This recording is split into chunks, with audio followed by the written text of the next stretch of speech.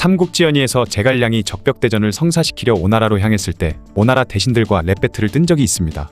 이때 오나라에서 강동의 현인이라고 불리는 장소가 제갈량에게 너는 너 스스로를 관중과 악의에 비견된다고 말하고 다닌다면서? 라고 하자 제갈량은 내가 그 정도 되니까 하우돈과 조인을 물리쳤던 것이다 라는 식으로 말한 적이 있죠. 또한 유방은 중국 대륙을 통일하고 나서 과거 조나라 땅을 지나가다가 아기의 후손이 거기 있다는 소리를 들었고 그렇게 찾아낸 사람이 악숙이라는 사람이었는데요. 그러자 유방은 악숙에게 봉호를 내리고 후한 대접을 해줬다고 합니다. 그 이유는 평소 유방은 아기를 군신이라 칭하며 그를 존경에 마지 않았던 것이죠. 오늘은 제갈량과 유방이 군신이라 칭송한 희대의 명장 아기에 대한 이야기입니다. 아기는 전국시대 후기의 연나라의 명장이었는데요. 그는 중국 역사에서도 손에 꼽힐 정도로 명장이지만 한국에서는 거의 들어본 적 없는 인물이기도 하죠.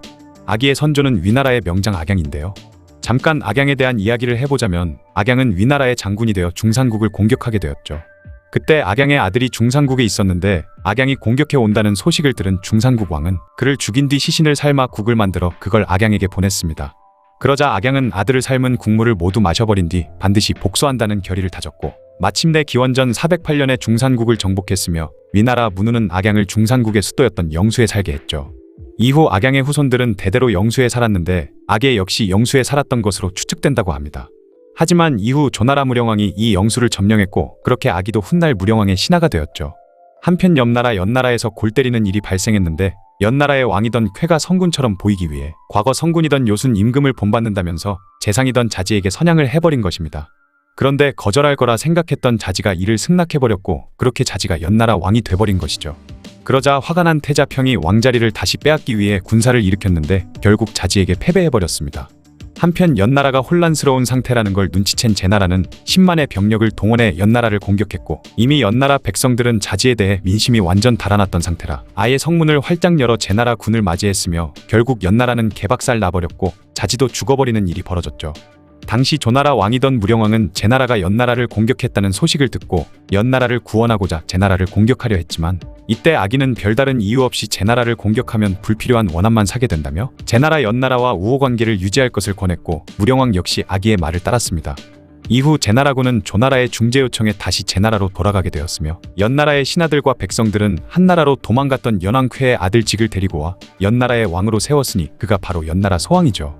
이때 연나라 소왕은 오직 국력을 회복하고 군대를 양성해 제나라에 복수할 기회만을 노리고 있었습니다. 그리고 과계를 등용해 그를 스승으로 삼았고 과계의 계책에 따라 전국의 우수한 인재들을 끌어모으기 시작했죠. 그러는 동안 아기가 있던 조나라에도 엄청난 일이 벌어지는데요. 당시 무령왕은 왕위를 아들인 공자하에게 물려주고 자신은 병권을 장악한 채 주부의 위치에 있었던 것입니다. 그런데 공자하가 있기 전에 조나라의 태자는 공자장이었는데 무령왕이 자신이 총애하던 여인인 맹효가 죽자 그녀의 아들이던 공자하를 태자로 삼았던 것이죠. 하지만 공자장의 신하로 있던 전불래가 그를 부추겨 결국 반란이 일어났는데 하지만 반란은 실패했으며 그렇게 공자장도 죽고 말았고 무령왕도 결국 감금된 채 굶어 죽는 사건이 발생했죠. 이때 아기는 조나라가 개판이 나자 위나라로 넘어가 위나라의 신하가 되었던 것입니다. 하지만 전국시대 초창기만 하더라도 천하를 집어 삼킬 만한 국력을 가지고 있던 위나라가 손빈이 이끄는 제나라군과 벌인 마릉전투에서 개박살 난 이후 점점 쇠락하기 시작했는데요. 아기는 연나라 소왕이 유능한 인재를 불러 모은다는 소식을 듣고 일부러 연나라의 사신으로 찾아갔던 것이죠. 이후 연 소왕에게 후한 대접을 받았고 처음에는 소왕의 요청을 거절했지만 결국에는 그의 신하가 되기로 했던 것입니다. 이후 소왕은 아기를 바로 악영으로 삼는 등 파격적인 대우를 해주었죠. 그렇게 아기는 마침내 자신의 뜻을 펼칠 수 있는 연나라 소왕의 신하가 되었던 것입니다. 연 소왕은 이때 등용했던 아기나 극신 등의 인재들을 적극 활용해 무려 28년 동안 막강한 군대를 키워냈고 나날이 연나라 재정은 튼튼해졌으며 그렇게 제나라에 복수할 기회를 착실히 마련해 나갔죠. 그러나 문제는 당시 제나라는 한창 전성기를 누리고 있었던 것인데요. 제나라는 당시 강력한 나라였던 진나라와 패권 경쟁을 하는 등 가장 강한 나라 중 하나가 되어 있었던 것이죠. 심지어 중원에서 가장 강대한 나라였던 진나라조차 제나라를 상대하길 꺼려했을 정도로 막강했던 것입니다. 그러자 제나라 민왕은 점점 교만해지기 시작했고 이웃 약한 나라들을 괴롭히면서 쓸데없이 원한을 사기 시작했으며 덕분에 여러 나라에서는 민왕의 갑질에 힘들어하고 있었죠. 심지어 민왕은 유능한 인재들을 쫓아내기도 하고 백성들을 못살게 굴어 원성까지 자자해질 지경이었습니다. 그러자 연소왕은 아기와 여러 대신들을 불러 제나라 정벌을 의논했지만 아기는 연나라의 힘만으로는 제나라를 정벌하기 힘드니 다른 여러 나라들과 연합을 해야 한다고 주장했죠. 이때 제나라 민왕은 다른 나라들과 함께 폭정을 일삼던 송나라 강왕을 멸망시켰는데 다른 나라들을 쌩까고 혼자 송나라 전체를 먹어버린 일이 발생했던 것입니다. 이 사건은 제나라 침공연합군을 결성하기 위한 구실을 찾고 있던 아기에게는 천금 같은 기회가 되었고, 곧바로 아기는 여러 나라의 사신을 보내 함께 제나라를 공격하자고 설득했죠. 그렇게 결국 아기는 연나라 군대의 상장군에 임명되었고, 조해문왕은 아기를 조나라의 상국으로 임명했으며, 그렇게 조진 한위 연의 연합군의 총사령관이 되어 제나라를 침공했습니다. 당시 제나라는 최강국이었지만 5국 연합군의 공세에 밀리는 수밖에 없었고, 연전연패를 거듭했으며 제나라 수도 임치는 전쟁이 시작되고 얼마 안가 함락되는 치욕을 맛보게 되었죠. 아기는 임치에 들어가 연나라의 궁과 종묘를 불사질러 버렸고, 온갖 보물과 물자들을 약탈해 연나라로 옮겼으며, 그렇게 약 30년 전에 있었던 원한을 갚을 수 있었습니다. 또한 아기의 탁월한 지휘로 인해 연합군은 불과 6개월 만에 제나라의 성 70여 개를 함락시켰으며, 제나라의 전 국토가 연합군의 말발굽에 짓밟히게 되었고, 제나라는 증묵성과 거성 2개의 성만 남게 되었죠. 이때 유명한 일화가 있는데요. 전쟁이 한창이던 때 아기는 제나라 내에서 명망이 높았던 인물인 왕촉을 찾아가게 됩니다. 그렇게 아기는 왕촉에게 연나라 소왕의 신하가 되어 달라고 부탁했지만 왕촉은 완강히 거절했고, 이에 아기는 계속 거절한다면 일족을 멸하겠다고 엄포를 놓았죠. 그러자 왕촉은 연려가 두 남편을 두지 않듯이 충신은 두 주군을 섬기지 않는다는 말을 남기고 끝내 자결함으로써 충의를 저버리지 않았고, 아기도 왕촉이 죽었다는 소식을 듣고 크게 낙담해서 고개를 숙여 슬퍼했다고 합니다.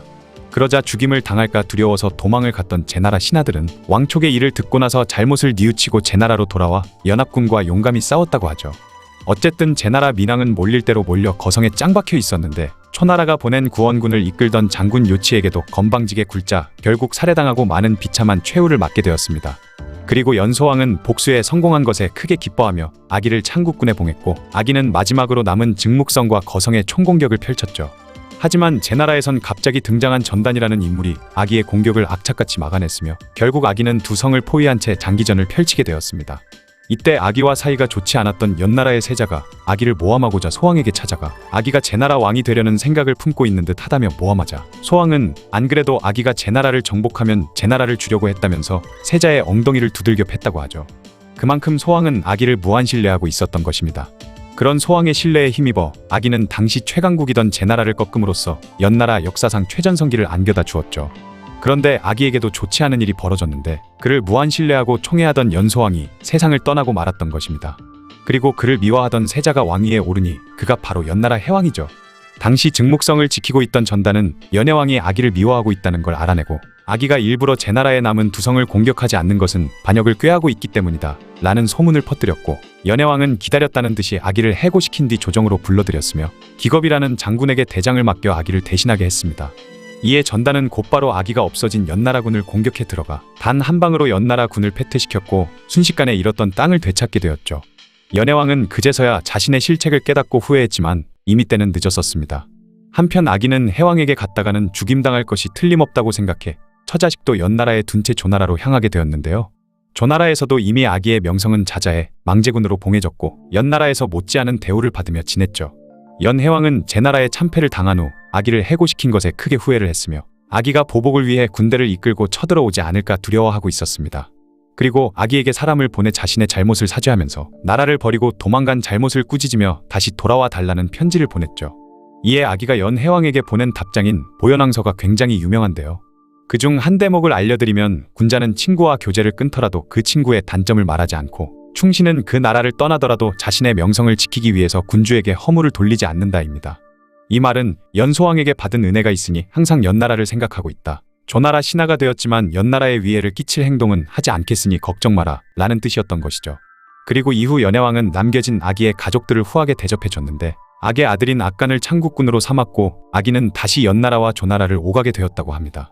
그리고 이후 아기는 조나라에서 세상을 떠났는데, 그가 언제 죽었는지 정확한 날은 알 수 없다고 하죠. 중원에서 최고 강대국이던 제나라를 멸망 직전까지 몰아세운 것을 보면 확실히 최고의 명장이긴 한 것 같네요. 지금까지 연나라의 명장이자 제갈량과 유방 등에게 군신이라 불리던 아기에 대한 이야기였습니다.